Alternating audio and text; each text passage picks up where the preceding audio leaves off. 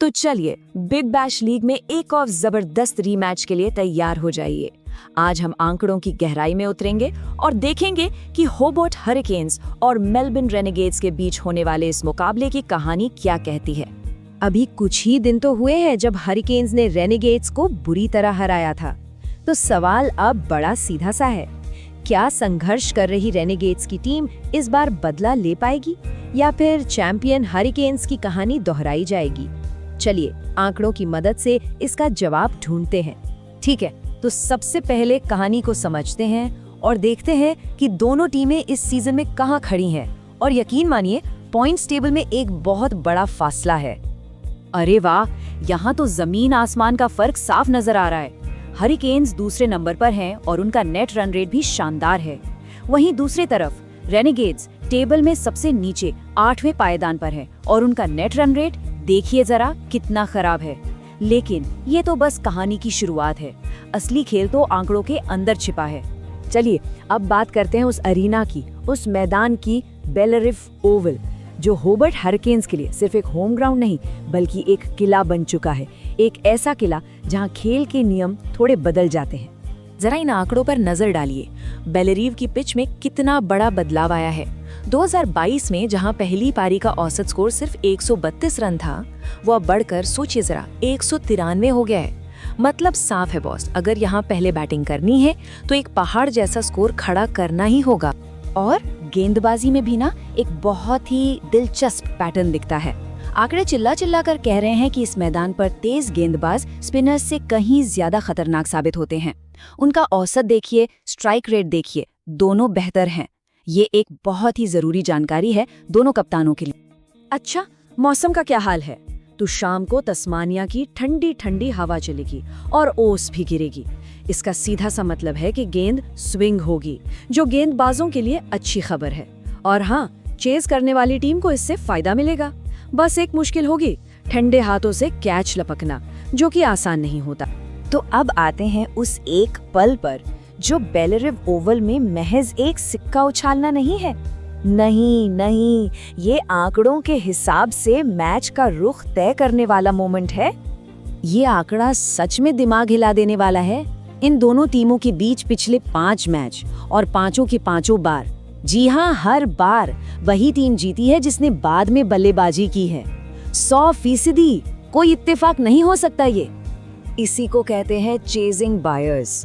होता ये है कि लाइट्स जलने के बाद पिच और भी सपाट हो जाती है, बैटिंग के लिए एकदम मक्खन, और ओस की वजह से गेंदबाजों के लिए गेंद को ग्रिप करना मुश्किल हो जाता है। तो मतलब साफ है, जो भी कप्तान टॉस जीतेगा वो आंख बंद करके पहले गेंदबाजी चुनेगा।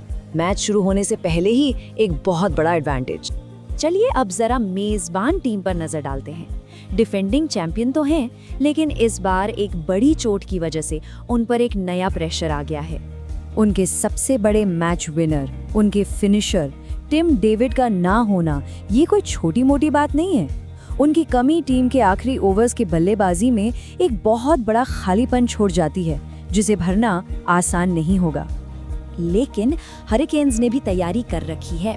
इस खालीपन को भरने के लिए टीम में 2 बड़े नाम वापस आ रहे हैं। एक है अनुभवी मैथ्यू वेड और दूसरे ऑलराउंडर ब्यू वेब्स्टर।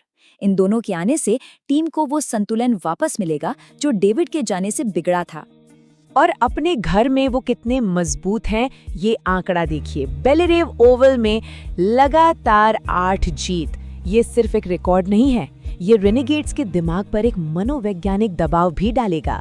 तो चलिए अब सिक्के का दूसरा पहलू देखते हैं। मेलबर्न रेनेगेड्स, एक ऐसी टीम जो सीजन की शुरुआत में ही मुश्किलों से घिरी हुई है और अपनी ही कमजोरियों से लड़ रही है।